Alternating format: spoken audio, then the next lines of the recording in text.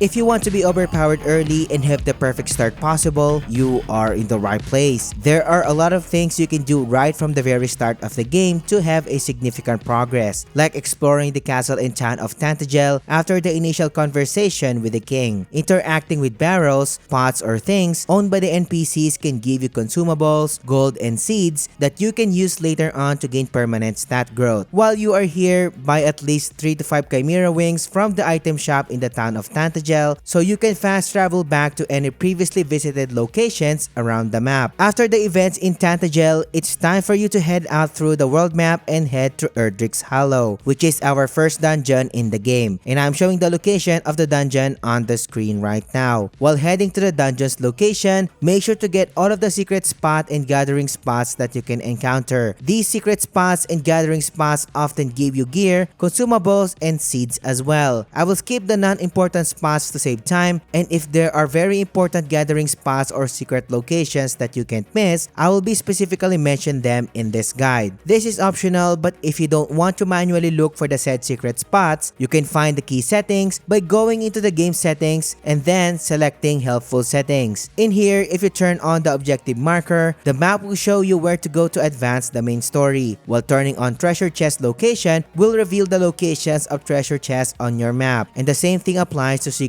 locations as well. While you are in the world map, I suggest avoiding fighting unnecessary battles for now or grinding at this point in time, since there's a spot coming that you can level up properly. Before we continue our journey, I would highly suggest watching my 21 essential tips for you to get up to speed. These 21 tips will fill in the gaps for this guide, like the basic essential things that you need to know. Link in the description or find it by clicking the card here. After arriving in Erdrick's Hollow, the next step is progressing through the dungeon and completing it. I will not be specific in directions on how to complete a certain dungeon in this guide, since all of the dungeons in this game are pretty straightforward. If you need to get a specific treasure in a certain dungeon, I will show you its location for your convenience while leaving out the non-important ones to save time. So take your time exploring the dungeons if you want to get all of them. In Erdrick's Hollow, get the dragon scale as your first accessory, and I am showing the location on the screen right now, as well as the divine dagger, which we will use a lot later on. So be sure to get these two pieces of earliest gear in this area. Reaching the depths of Erdrick's Hollow and interacting with the altar will clear your main objective in this area, since the area where the altar is located is a good farming spot for gold and XP. I suggest grinding here at least level 10 plus and farming at least 3,250 gold so you can buy the next set of gear upgrades. Make sure to set the difficulty to Dracky to gain the highest XP and gold possible when farming. Farm in this spot for an hour and we are looking at a roughly 5.6k XP and more than 5k gold per hour, which is simply a lot for a starter progress. And if you are getting value so far, subscribe to the channel. Liking the video and engaging in the comments helps me more than you can imagine. Once you have at least 3,250 gold and have reached at least level 10, head to Galenholm town and access the weapon shop and buy the following gear. Buy the steel broadsword, bronze shield, and chainmail. While you are here, explore the areas that you can access and get loot from pots, barrels, and more. After that, head back to the town of Tantegel and buy hardware headwear from its weapon shop to gain the highest stats so far. You can also buy 3 to 5 Chimera wings again for your fast traveling needs while you are here. Fast travel back to Erdrick's Hollow and head east this time. We will unlock the Wayfarer's Chapel so you can have access to quick save point aside from towns. While you are here, get the mini medal from a closet and a seed from a pot in a room located in the eastern section of the chapel. Collect mini medals as early as now since you can exchange them for useful items later on. Exit the Wayfarer's Chapel and head further east this time until you find the Forgotten Ruins. While you are on your way, there's a lot of ground to cover here, so make sure to explore the nooks and crannies of the map to not miss any gathering spots and secret locations. Once you are inside the Forgotten Ruins, speak to Zalen to start his quest properly. Once the interaction with Zalen is done, head to the nearest bridge near the Forgotten Ruins to trigger a main event scenario. You will be tasked to head to Quagmire Cave near the bridge location. After the bridge event, head to the Quagmire Cave so we can unlock the location for fast travel later on, and for us to gain a decent amount of levels and gold. Once you arrive in the area, head to the southern exit of the cave to trigger another main story cutscene. Near the cave exit, this is where you can grind for XP and gold. I suggest staying here for at least level 13 so you can unlock the zoom ability that lets you fast travel for free. You will be fighting Vladdies in this spot and also bag enemies, so you'll either be getting good amount of XP or gold depending on the type of enemy spawns. I'm showing two possible gains in this spot. The first one is where the Vladdies spawn a lot, and if this is the case, you'll be getting around 12k XP and 14k worth of gold per hour. If more bag enemies spawn frequently compared to Vladdies, we are expecting 9k worth of XP and more than 15k gold per hour, which is a lot for an early game progress. If you need healing, you can just use your healing spell and medicinal herbs to heal yourself. Keep in mind that if you simply ran out of MP, you can fast travel back to Tantegel and rest in the inn, and then heading back to the current dungeon you are farming for XP and gold. After you reach level 13 to 15 and have gained a lot of gold, continue the main story by heading to the Shrine of Rain first, before continuing your task to save the princess. Head inside the shrine and talk to the Sage of Rain to learn your next main objective in the game, which is heading back to the King of Tantegel. After the conversation with the Sage, we will do a little bit of exploring first before we head out. For now, we can progress much in this area, but we can get the cracked skull from the treasure chest located in the east wing section of the shrine. The next step is fast traveling back to the King of Tantegel to continue the main story. The king will formally ask you to embark on a quest to save the princess, but first, we need the thief's key to do this. If you are following the guide so far, our next destination is Galenholm, which we've already been to. So fast travel back there to have a clue where the thief's key is located, and soon you will know that the Swindler is the one keeping it. The Swindler will then head to the Roadside Inn just south of Galenholm. Head to the Roadside Inn and confront the Swindler and learn that he's been robbed and he lost the thief's key. Before we head to the next main key location, let's head back first to the Forgotten Ruins south of Roadside Inn. Once you arrive in the location, talk to Zalen located in Nameless Ruins and make sure to exhaust his dialogue. While you are here, access the back of the ruined house just north of the map and get the ruby wristband in one of the barrels in it. The next step is continuing the main quest line by heading to Craggy Cave. Once you arrive in the cave, Robin Hood and his gang will fight you in a boss fight. I'll be skipping the boss fight strategies in this guide, so at least there's an element of enjoyment for you and to save time. Early to mid-game bosses are fairly easy anyway, and once you beat Robin Hood, he will ask you to look for his lost member inside the cave in exchange for his thief's key. This cave is filled with very important treasures, so make sure you explore properly, but I will give you the locations of the good treasures that you can't miss. The first one is the Master Strength Scroll, which you can find by taking a staircase in the northern section of the map. This staircase will lead you to the location of the treasure. The Nose for Treasure ability is located in the northeastern part of the cave, a very useful ability that will tell you how much treasure is in the area. Next is the Boomerang, which is located in the southeastern part of the cave, and we are still on B1. Equip this weapon right away after getting it, as this is your best early weapon when it comes to normal progression.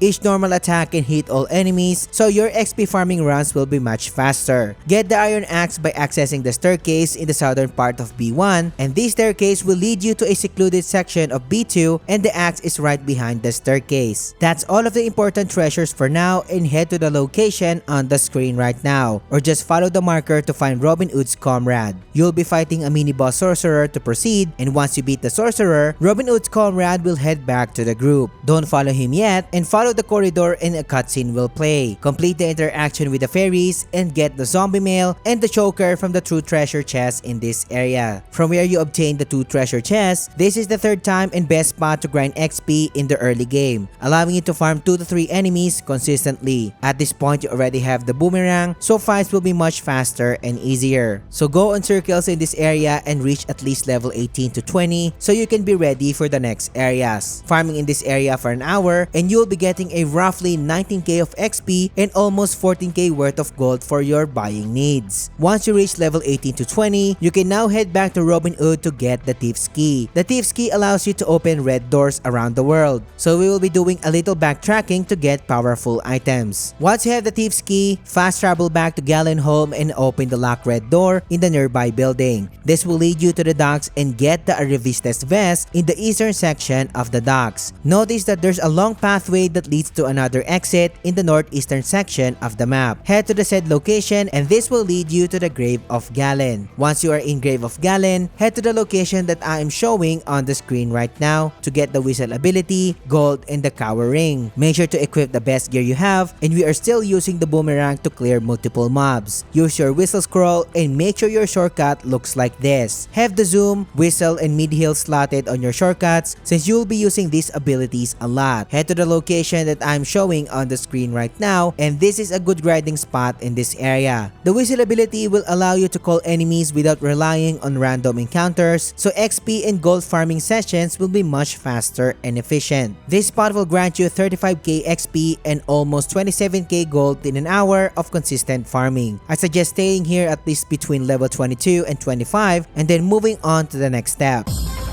After reaching at least level 22 onwards, it's time to continue the main story by fast traveling back to Quagmire Cave. Head to the southern exit and exit the cave. Rimuldar is located south of Quagmire Cave and I'm showing the location on the screen right now. Once you arrive in the town, a series of cutscenes will play. Once all of the cutscenes are done, make sure to properly explore the town to get items from pots and barrels. While you are here, you can buy the iron helmet for an upgrade in the weapon shop. The other items here are pretty good as well, especially the magic armor, but we will do a major sidetrack later on which will then provide you with better gear. The next step is heading to the location of the Warlock of Dorlax to proceed with the main story. The Warlock will then ask you to visit his dwarven friend in the Cave of Dwarves. The Cave of Dwarves is located south of Rimuldar, so head to the location so we can unlock the area for fast traveling needs later on. Before clearing the Cave of Dwarves, we will do a major sidetrack to get a powerful staff that can hit multiple enemies without using MP and get an advanced armor that gives you a lot of defense and agility. However, it is located in a very advanced section of the map, but since the location is not far from our next location, which is the Cave of Dwarves, this is the best time to get these items. If you think this step is a little too much, you can go right ahead and skip to the next step. But for those of you who truly want to be overpowered early, head to the secret location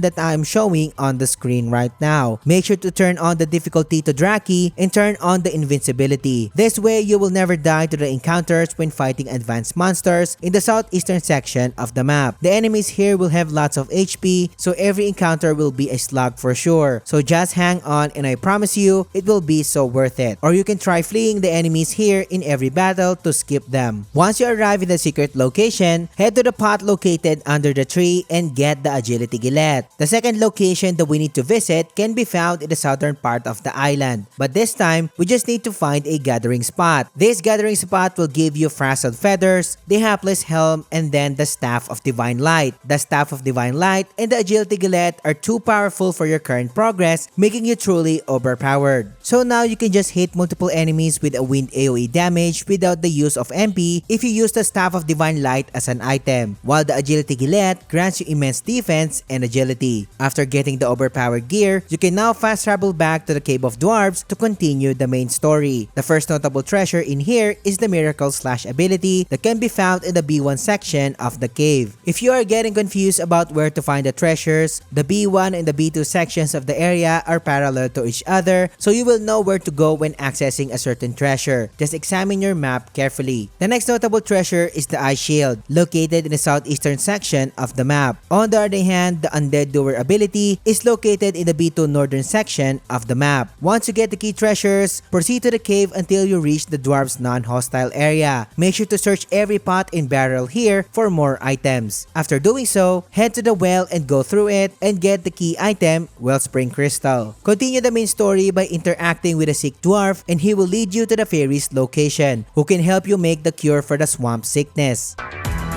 The next step is fast traveling back to the Forgotten Ruins, and our next location is not far from there. Head to the Faerie village and complete all of the initial interaction, and the fairies will let you stay for the night. So head through the inn, and while you are inside the inn, get Crackle scroll in the Faerie foil in the treasures in here before talking to the key fairy to sleep and move forward. The next destination with the fairies will ask you to retrieve the special ingredients for them to make the medicine for you. But before we get to our main destination, head south on the desert section of the map. The location that I'm showing you contains a gathering spot that will give you the agility ring. So get it first, then move on. Your next destination is the Field of Flowers, not far from the gathering spot that we just been through. And once you arrive at the location, get the two main ingredients in the Field of Flowers, and I marked them both in the locations that I'm showing on the screen right now. Get the Wake Robin and the Glimmer Grass, and the game will let you harvest two glowing seeds as part of the main story. Fast travel back to the Faerie village and notice that the village is under attack. Clear the battle and all of the interactions, and the cure of the swamp sickness will be yours. Head back to the Cave of Dwarves and give the cure to the sick dwarf to instantly cure the guy. Then fast travel back to Rimuldar and complete the series of cutscenes. And eventually, you will give the last potion to the Knight's Captain for him to be cured as well. Head to the Warlock's location so the dwarf and the Warlock can craft the magic key for you. The magic key will allow you to open blue doors around the world, so keep on the lookout. Before we resume our main quest of saving the princess, we do have an important key item to get first in Tantegel's castle. This will make sense at the end of this guide, so bear with me for now. Fast travel back to Tantegel and access the castle. In here, make sure to open every red and blue door that you can find to get more items. But the most important item that we need to get here is the Sunstone. You can do so by heading to the northern exit of the castle, then following the straightforward alleyway all the way to the southern exit. This will then lead you to the castle's basement and use the magic key to unlock the huge blue door. Talk to the old man NPC and he will give you the Sunstone as a reward.